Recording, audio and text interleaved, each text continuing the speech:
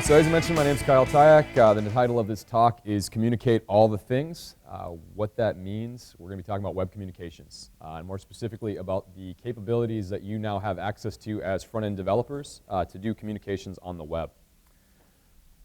So while we're kind of late in those last couple people to get in, if you guys want to follow along, this is a live deck. It should update automatically if you just head to this URL. It's goo.gl/AP,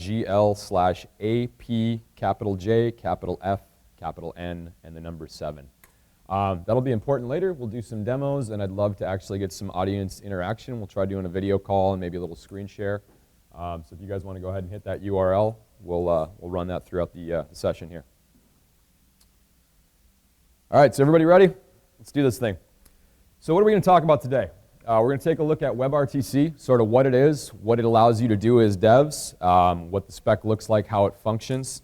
Then we'll talk a little bit about Respoke, a company I work with, what that framework allows you to do, how it simplifies your lives a bit. And then we'll look at some code samples, some implementations of WebRTC using Respoke. Like I said, we'll look at building a video call, do some screen sharing, talk about messaging a bit. And if we have time at the end, we'll get into some Q&A. This is a bit of a short session. 30 minutes isn't a ton of time, so we're actually going to kind of cruise through this rather quickly. If you guys can just hold questions till the end, that'd be great too. So who am I? And why should you actually listen to anything I have to say? Like you mentioned, my name is Kyle Tyacke. I'm a Flash and web developer. Spent about 10 years as a Flash freelancer doing a ton of ActionScript work, which kind of led the foundation for where I've found myself today with web communications. Flash did a lot of peer-to-peer stuff, video streaming, audio, and sort of laid the foundation work for where JavaScript is now coming up to speed with this communication stuff. Then I got back into front end, and now, as I mentioned, I'm a developer evangelist with Respoke, coming out to conferences like this and talking to great folks like you about web communications. I'm also a huge beer geek, so if we have any homebrewers in the audience, find me at the karaoke party tonight or at the beach tomorrow. I'd love to talk beer. We can talk about that all day. So, what the heck is WebRTC? It's defined by the Mozilla Foundation as a free open project that enables web browsers with real-time communications. It's the RTC portion. Capabilities via simple JavaScript APIs. So what does that mean exactly? Free. It's free. You can use it. It's built into the browser. It's part of the HTML5 spec, or is at least being proposed to be part of the HTML5 spec, meaning you just have access to it for free. You don't have to buy a license. You can just play around with it. Open. It's open sourced under the BSD license, so if you're one of those crafty developers that likes to contribute to projects, and I highly recommend all of you do, you can actually add your own features into this and make contributions to the spec and might actually see them go live. Real-time communications, this is sort of the meat of it all. It's audio and video and data in real time. So basically what WebRTC does is to figure out how to connect two browsers and create a peer-to-peer connection between them. So if you think about kind of how WebSockets work, but you take that middle layer out and just connect the browsers directly, one-to-one, that's what peer-to-peer communications does. And the real-time portion of it is real-time. So think about video and audio in real time, the way you talk to somebody on the phone. That's a real-time conversation. The same communications capabilities are coming to the web browser. So if you think of Skype or Google Hangouts, those are kind of good examples of this type of technology being utilized today. And JavaScript APIs. As I mentioned, it's built into the browser. It's part of the HTML5 spec. So it's stuff that you can just access natively with the JavaScript you know and love today. And I'm assuming I have a very large audience of JS developers in this room, given the conference. Yeah. All right. So this should be stuff that you guys can easily work with. You don't need to know anything new. You don't need to learn anything new other than the APIs. And you can just start working with it using JavaScript.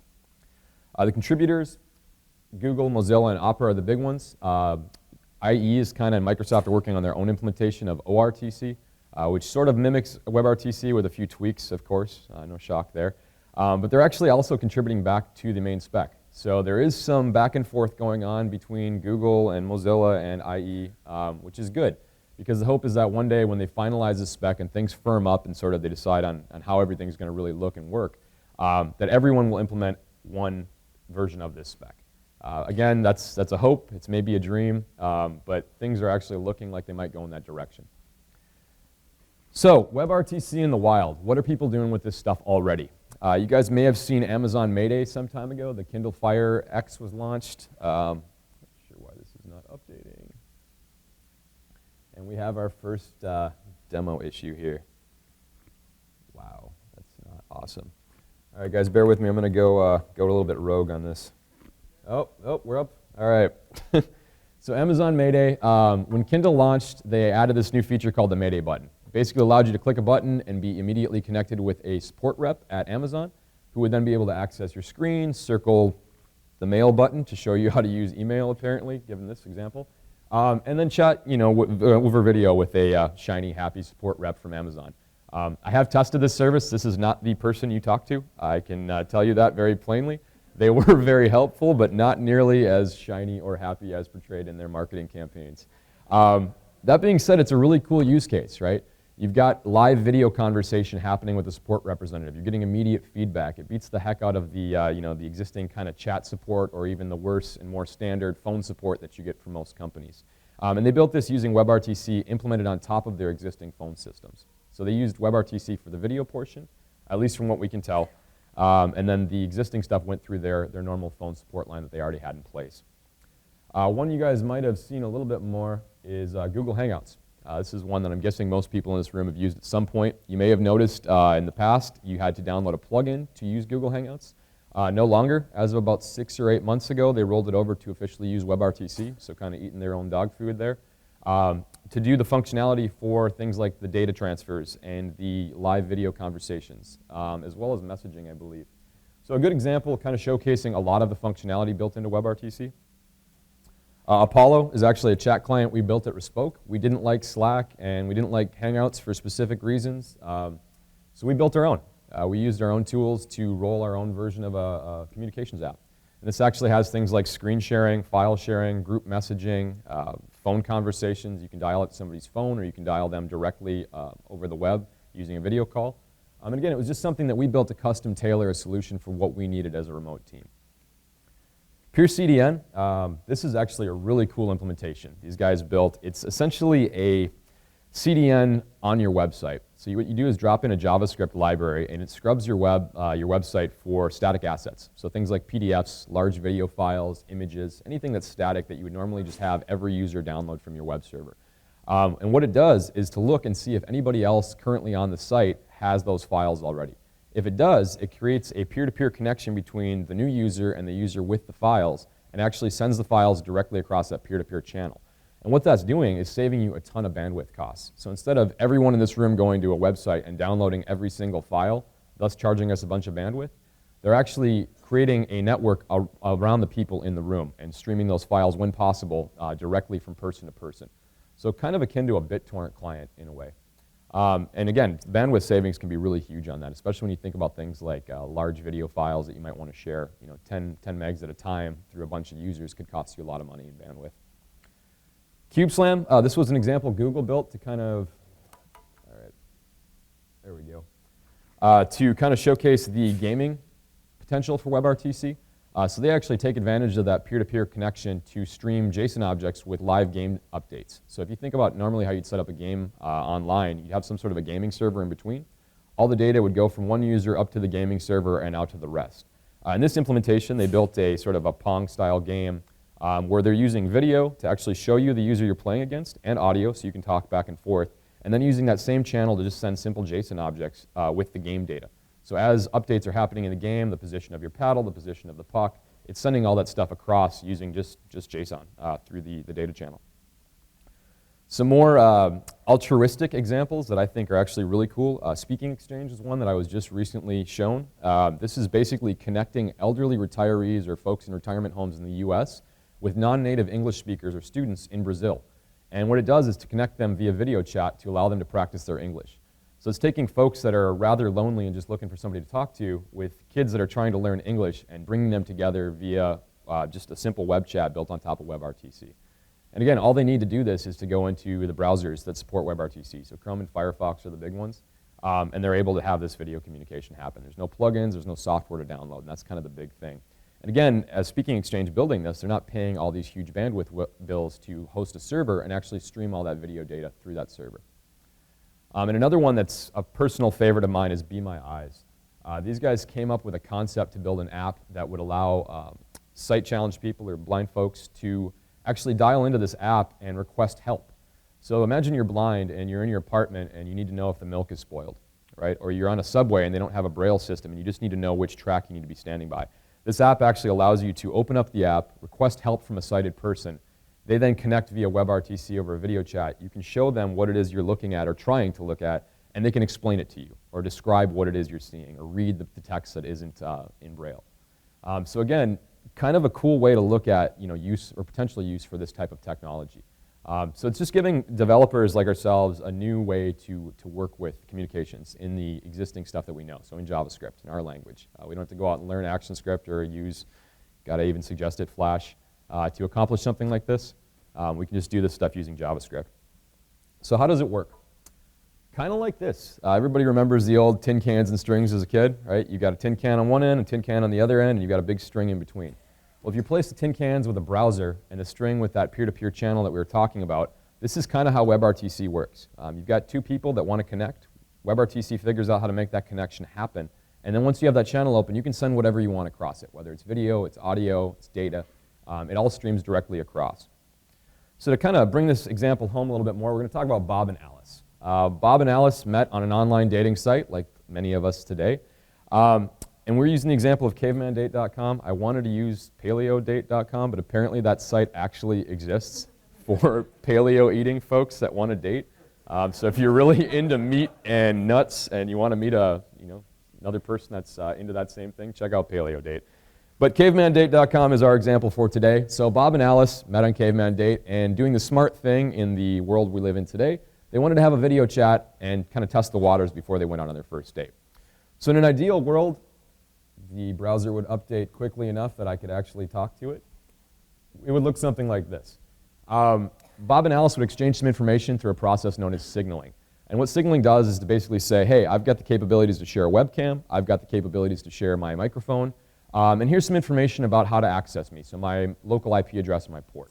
They'd share that stuff back and forth, and from that they would be able to establish this peer-to-peer connection we've been talking about. But as we all know, the real world isn't so much ideal. In the real world, we have NAT, which is the network address translation, which is what allows us to have these vast networks that we have today. So things like your router at home, or maybe a firewall at your workplace. These are the things that both allow us to have the networks and connections that we have existing today, but also block us from connecting to one another. Fortunately, there's a thing called ICE. And this is a technique used by WebRTC to sort of traverse that network translation issues, so around NAT. It basically figures out, regardless of your network topology, how to make those browsers talk to one another. So if Alice is at work browsing online dating, and Bob's at home or at a coffee shop, somewhere public, let's say Alice has a big firewall in place and Bob's wide open. Bob's going to try to figure out, okay, how do I talk to Alice? And he's not actually doing this. This is what's happening sort of on the back end through WebRTC in the browser. But he's going to use a thing called a stun server. And what the stun server does, it's got one role, and it's essentially just to say, how do you look to the public? So when Bob wants to talk to Alice, first thing he's going to do is send a little packet to the stun server. The stun server is going to say, hey, Bob, you're wide open. Here's your IP address. Here's a port I can access you at. You're good to go, buddy. Bob's going to get that little bit of information back. He's going to then send that over to Alice. Alice is going to receive it, and then she's going to say, okay, well, now how do I connect to Bob? Well, Alice is at work, right? So there's a big firewall in place. She can't really be accessed publicly. So she's going to send a packet out to the stun server, and they're going to say, well, Alice, I don't really know what you look like. You're behind a firewall. I can't get right at you. So that's where this third piece, this turn server, comes in that you see here. Basically, that's a way to relay around NAT. So normally, in an ideal world, and this is about 86% of the time, given statistics, Bob and Alice would both be open enough that they could connect straight away. So they'd both get their IP addresses, they'd both get their ports, they'd connect, and everything would be done. We'd have that peer-to-peer connection. But given the case of the firewall, which is that odd 14% time where there is something preventing that from happening, the turn server is going to come in and basically act as a relay. So Alice is going to send some information back to Bob saying, hey, here's the turn server. This is how you're going to get access to me. Bob sent Alice the public IP and port. When Bob sends information over to Alice, it's actually going to go from Bob to that turn server and then down to Alice.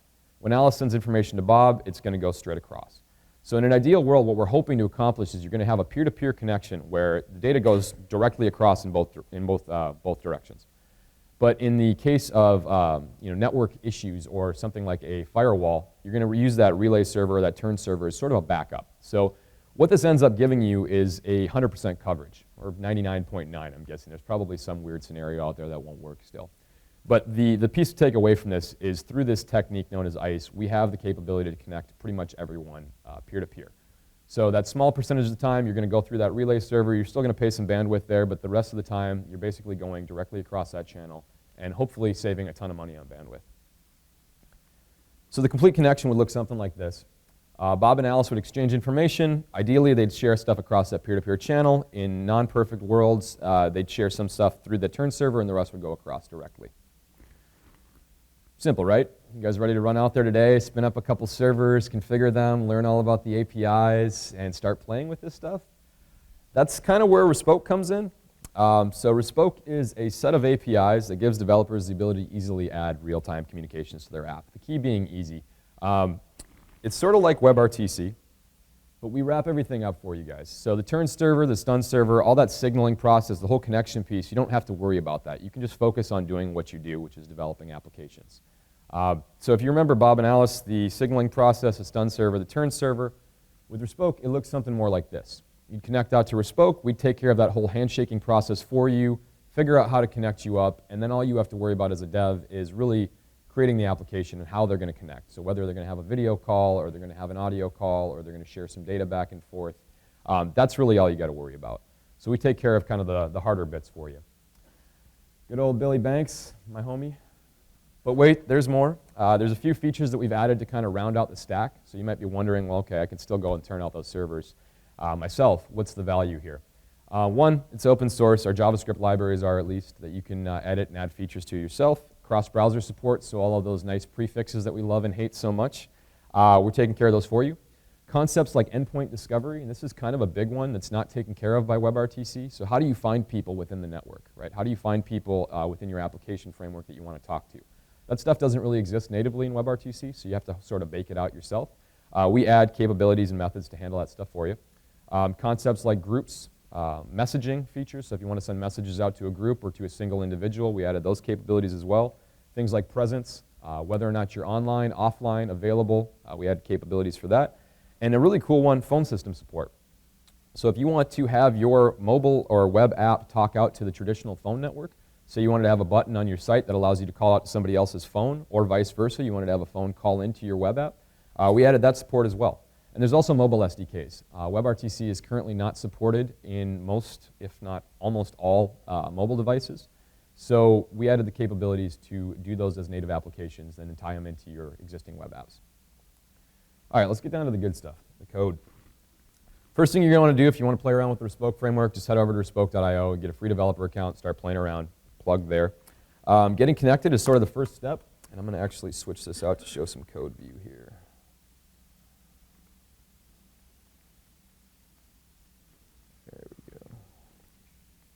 So Sublime Text is a little easier. Is that big enough for everybody? I'm not sure we're going to get everybody all the way in the back, but thumbs up, thumbs down. Up. All right, I see pretty far back there. Sorry, bud, you're going to have to come a little closer. Okay, so getting started with this, how it all works, it's just a JavaScript library. So you dump in an include, and you're off and running. Getting connected, like I said, is kind of the first part, that whole signaling portion we talked about, exchanging information, how we connect two browsers together. That's going to happen during this connection phase. And to do that, you're going to have an app ID. This is kind of how you identify yourself within the Respoke framework and how you identify your application. It acts as a container of sorts, so anything that connects users into that app ID is going to be sort of your container for all your users. So if you guys all connected under this app ID here, we'd be able to find each other, everybody in this room. If we split half of the room into one app ID and half in the other, it would split that group down. So the half on the left wouldn't know about the half on the right. So your app ID is basically your container for your application.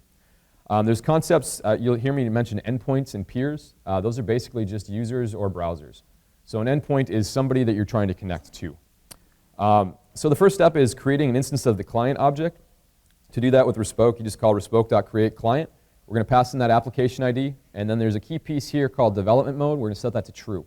Basically what this does is handle all the token authentication for you. So in a production application, like most frameworks, you're going to have to take care of token authentication and management of user privileges. With development mode, we just leave that wide open. So you can just connect in, play with all the different APIs, all users have access to everything. It makes it a lot easier to get up and running and start doing proof of concept work. Once you're ready to go into production, you're going to have some simple stuff you plug in using a node library maybe to handle token authentication. So once we get that client object, we can start calling some listeners on it and calling some methods. The listener we're going to add here is connect, and that's basically the event saying, hey, you're connected into the framework, start playing around. Your video calls are ready to rock, you're ready to start going. And then to actually get connected, we're going to call client.connect and pass through an endpoint ID. And in this case, it would be the ID that I wanted to connect as. So if I connected in as Kyle, I'd pass in the username, Kyle, or an email address, or a GUID, however you store your users in your database. It's up to you as the dev to pass that stuff through. But the endpoint ID, the takeaway from that is that's how you're going to find people within the system. So if I log in as Kyle, you guys can look me up by Kyle. So that's going to connect us. The connect event will fire off, and we'll be ready to roll. Let me jump back over here for a second.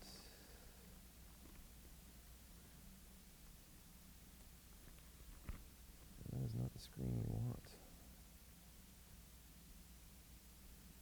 Sorry guys, I had a little bit of a glitch here. There we go. All right, so messaging. Given the time here, we're going to just look at the code for this. So messaging, very simple. You connect up. Once you're connected, you can start accessing the methods available to you in the framework. So messaging would be, I want to send a message to another user. This is an example of point-to-point messaging. So me to one other person. And to do that, you would call client.listen for a message event. That's when you receive a message from someone. And you just get back an event containing the message data. And all that is a simple JSON object. It's just a JavaScript object. So you can access, you see here, event.message.message. That's going to be the message value of what you've received. To send a message, you're going to first get the ID of the person you want to talk to. So in this case, we're talking about remote ID. And this is just some jQuery I've used here to access some inputs. Endpoint, that's the person you want to talk to. So we're going to call client.getEndpoint, passing in the ID of the person we'd like to talk to. So in this case, if it was John, I'd pass in the ID of John. And once I have access to that endpoint, I can start communicating with that person. So I'm going to call endpoint.sendMessage here with the object containing a message property and the value of the message I want to send to that person. And that's really it for sending messages. So you can get a simple chat application going with that pretty quickly. So group messaging, and we'll actually look at a quick demo on this one. So if anybody's following along out there, if I could get a couple people to click on that link, the DNXVUC link there, and that should open up the group messaging window. And you'll see here I've got not connected to Respoke, not connected to the group. So what's going to happen here is I'm going to put in a username. I'm just going to use Kyle, hit connect. It's going to call out to Respoke, go through that connections process that we talked about, and then it's actually going to automatically join a group called Foo. And we'll look at how we did that in a second. You can see I am typing things. That's an awesome message. What up, rockers? So you can see here it's just really simple, but it's sending messages out to an entire group of people. And the UI is purposefully dumb. It's meant to be just for showcasing here. So to look at the code for that, it's very similar to the code we had in the original, except we add some functionality to create a group.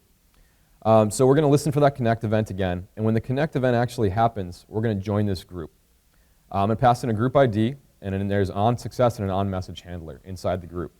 So on success, I'm just going to store that group as a variable. On message, I'm actually going to pass the message out to that unordered list that I'm showing in the window there. And then to send a message to a group, it's the same as sending a message to a single person or an endpoint. We just call group.sendMessage, and we pass through the value that we want to send out. So pretty simple stuff there to send messaging to a group. 10, 15 lines of code, you can get group messaging work for a chat type application.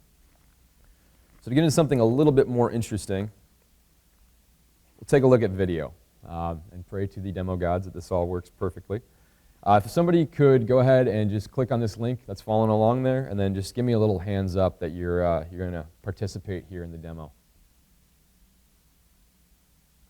Please. All right, if you can just let me know the name that you actually logged in with. Rob? All lowercase? Okay. So I'm connecting in as Kyle. You can see there the whole connection process happened. And then I'm going to call out to connect to Rob. So I'm just typing in Rob's name here. It's kind of tiny. And I'm going to hit call. First thing you're going to see happen here is this little pop-up that's asking me to allow access to my camera and microphone. That's a security feature. Once I click allow, Rob should see the same thing on his end. We'll see my video clicks in here, and now hopefully we're going to see Rob's. Nice. Woo! So you're live on camera. All right, so this is actually a hell of a lot simpler than you might expect. And this is kind of the cool stuff with WebRTC is I'm able to start up a video call using nothing but a couple divs, some simple jQuery, and the Respoke framework library. So looking at this example here, we've got a couple new things here. We did the whole connection process, and I'm not showing that here just to keep the code simple. But you've got this div for remote video source and the div for the local video source. And if we jump back here, there's your remote, there's your local. Once we get past that, we've got some call options here. And this is just an object that passes through constraints. Constraints are basically what I want to allow access to. So I as the developer or I as the user. So if you wanted to add some sort of a UI feature that allowed users to turn off their microphone or to turn off their web camera and choose which one they wanted to share out, this is where you would update those properties. So in this case, I'm sharing out audio and video, meaning we're going to go share everything, and have a full video call with Rob. Then we've got methods here for on local media, which is when my video becomes available, and on connect, which is when Rob's video became available. So these handler methods here basically say what I want to do when that becomes available to me. And what you're going to get back in that event is actually a video element. So we hand that back, we wrap up the binary stream or the raw stream of video data in a video element, pass it back to you, and then all you have to do is attach it to a div. And I did that by calling this setVideo method. And all this really does is take the div that I want to attach the stream to and then passes out the element. So you can see here I'm calling event.element. That's going to be the actual video element that's getting returned. And local video source was the div that I wanted to access. So then we're listening for a call event. This is what's going to listen for when an incoming call is happening. So here you can see I'm calling active call equals event.call. That's going to be the call object that gets passed back from that call. And that's how you interact with things like video calls or audio calls. And then I'm doing a simple check here for active call.caller. That's going to say whether or not I'm the one that initiated this call. I don't want to answer myself, obviously, so this little check here takes care of that. And then to answer a call, we're going to say active call.answer. So when I place the call to Rob, his browser checked for this. He says, okay, I'm not the guy that made this call. I'm going to call active call.answer and pass through those call options that we supplied. And then he's going to add a listener for a hang-up event. Hang-up is basically when any disconnect occurs. And to actually make the call happen, we're going to get access to that endpoint the same way we did for messaging by calling client.getEndpoint, passing through the recipient ID of the person we want to talk to, so Rob in this case. Once I have access to that endpoint, I'm going to call start video call on it and pass through those call options. So as the person initiating the call, all I have to do to kick things off is call endpoint.startVideoCall, pass through those few options, which was just a simple JavaScript object, and then wait for the call to come back. And from there, here's my setVideo method I mentioned. All I'm doing is using just straight up JavaScript, doing document.getElement by ID, clearing out anything that's already existing, and appending the video element that I passed through or got back from the event. And that's really all there is to start a video call.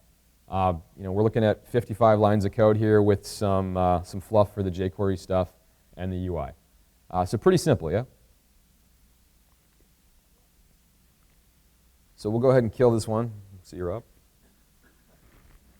And we'll look at something very similar, which is screen sharing.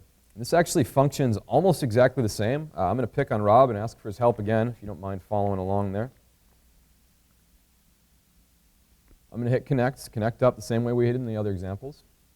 And then once I get the thumbs up from Rob that he's connected, I'm going to go ahead and call it to Rob, only this time instead of sharing my web camera as the video stream source, it's going to actually take capture of my desktop. So you're going to see here this little pop-up. This is very familiar to anybody that's used screen sharing in Google Hangouts. It's the exact same UI. I can choose which screen I want to share out. So if I want to share my whole screen or maybe just Sublime text, I'm going to hit share, and it's going to bump me over to the app that I shared out. And then you can see here, this is actually my screen being shared out, and Rob should be seeing the same thing on his end. It's not as interesting for the rest of you out in the audience. I'm sorry, this is a one-to-one screen sharing demo. But the screen should share out. He should be able to see any updates I'm making on my side. And I'm hoping for a thumbs up, Rob. Wah, wah. Demo problems. Is there any sort of allow that came up or anything?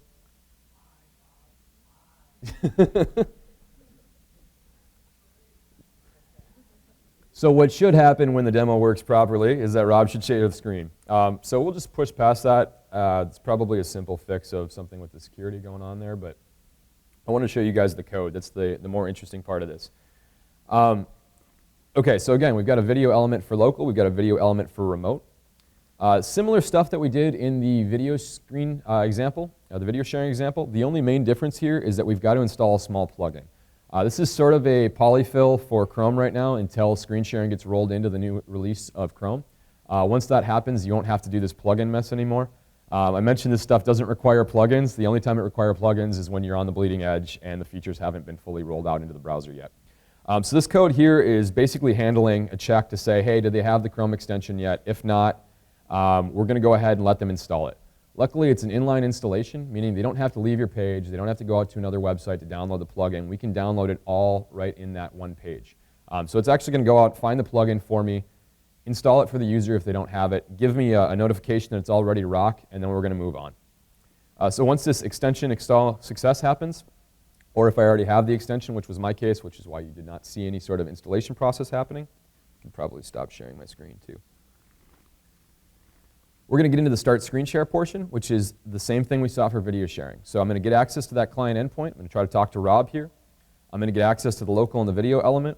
And then I'm going to call endpoint.startScreenShare, passing in the video element here. This is a little bit different than the video example in that I'm actually just going to pass the local and remote video element objects into the method here.